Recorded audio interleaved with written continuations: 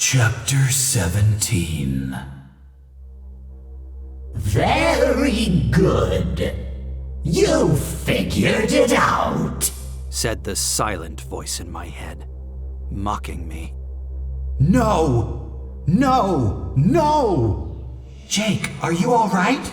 Cassie asked. For a moment, I thought she had heard me cry out. But no, she was just concerned. Tobias landed on a branch overhead. Is he okay? I can't tell. He's alive. He's breathing, but it's like he's zoned out or something. We may have to take him to a doctor. I wanted to tell them both, to scream, "They have me! They are inside me!" But I couldn't make my mouth move. It was like there was a roadblock, like I could form the thoughts, give the order to my lips and tongue to speak. But the order never got there. Struggle all you like, human. Fight me. The Yerk gloated. Go ahead. It won't matter in the end. I am in your head. I am wrapped around your brain like a living blanket. No! I can read your thoughts. I control your body. I am tapped into your memory. I can read it like a book. Get out of my head! No! No! Oh, I don't think I want to do that, Jake. Why would I abandon such an interesting host? So, you are the one who has driven Visser 3 half-mad with rage. A kid. The midget. Midget? How do... You're surprised I know what Tom calls you? Oh, the irony really is sweet. Don't you get it, clever Jake? Don't you see what's happened, my little Animorph? Cassie had become human again. She knelt down beside me and looked into my eyes. He's alert. His eyes are tracking. Jake, can you talk to me? It was a nightmare. That's what it was. Another nightmare. I would wake up soon. I would wake up and laugh and laugh. I am Tenrash 114, the Yerk said proudly. Formerly Tenrash 252 of the Sulp Niar Pool. I have been promoted. No doubt you are happy for me. You filthy slug! Get out of my head! Do you know what my last host was? Who it was? The Yerk taunted. Shut up! Shut up! Stop talking to me! Go away! It wasn't real. It couldn't be real. It was Tom, of course. Your brother. I am the Yerk who controlled your brother. That cut through my growing hysteria. What? Ah, I thought that might interest you. Yes, Tom was my host. Then he's free?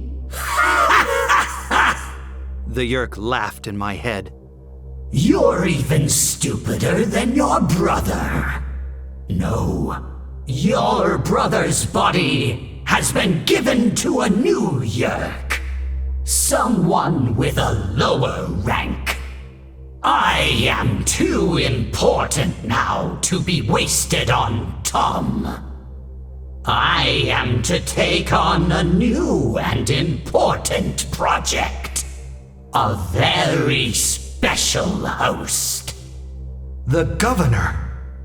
Jake, Tobias tried thought-speaking to me. if you can hear me, move your hand. Well, well. Not a complete idiot, are you? The Yeerk said. Yes. I was to be given the most important post on this planet. But this is better still.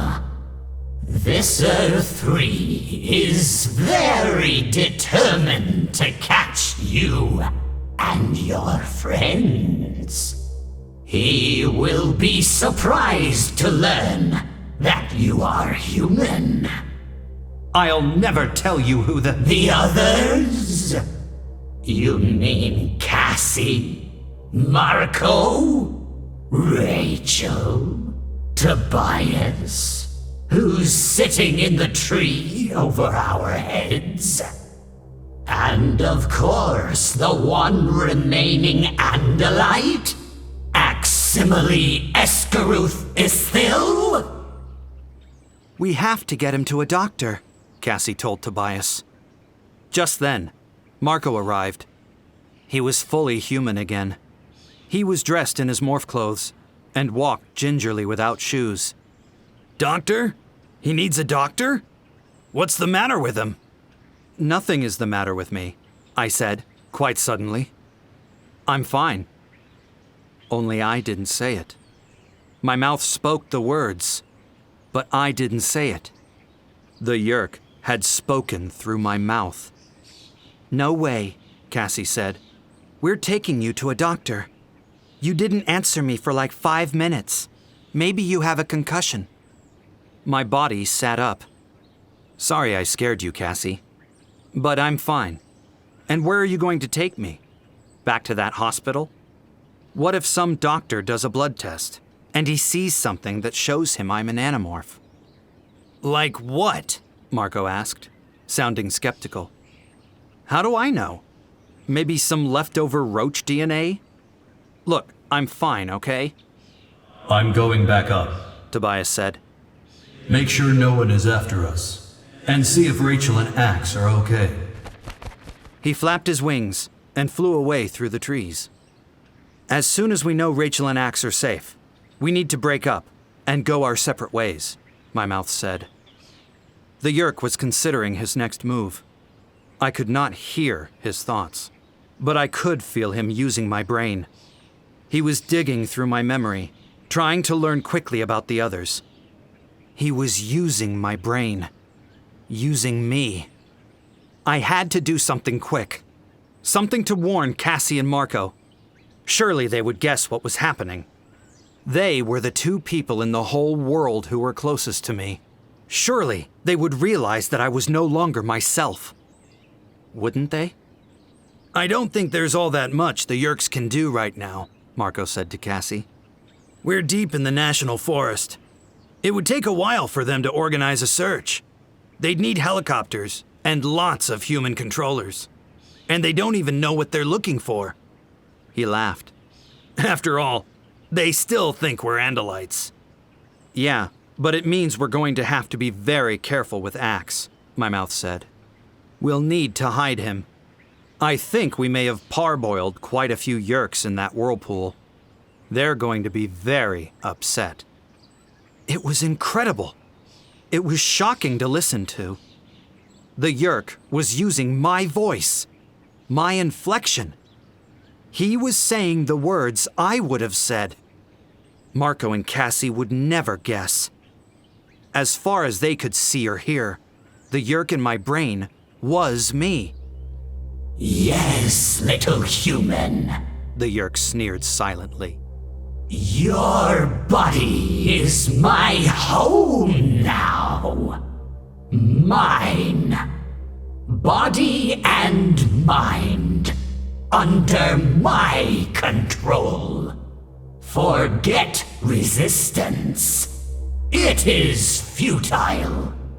No host has ever overpowered a Yeerk. It is impossible. I felt a dark wave of terror wash over me. He was telling the truth. I knew he was. No host had ever defeated a Yeerk. Resistance was futile. Futile. I would never be free, just like Tom. If this Yeerk moved on, they would give me to another. I was a slave. Forever. There was a noise behind me. Footsteps on the pine needles and leaves. At the same time, Tobias came swooping down to land on a nearby branch. I turned around. Rachel. "Hey, cousin," I said. "I see you made it okay." Then, a touch on my shoulder. I spun suddenly. I hadn't heard anyone else arriving. Axe! Just behind me. His Andalite face close to mine. His big eyes watching me. And in that split second, hatred revealed itself. A hatred that had crossed light years of space to play itself out on planet Earth. Andalite! The Yeerk hissed silently. And in that one word, I heard the same fury and contempt I heard whenever Axe said the word Yeerk. Only I heard it. The Yeerk did not say a thing. But surprised, unaware, unprepared, he did curl my lip in an instinctive expression of revulsion. It was a small thing. It lasted only a second. And then the Yeerk was using my mouth to say, "Hey, Axe, you did great back there when..." In a movement too fast for me to see, Axe whipped his tail forward. In the blink of an eye, his scythe blade was leveled a quarter inch from my throat. Yeerk, He said.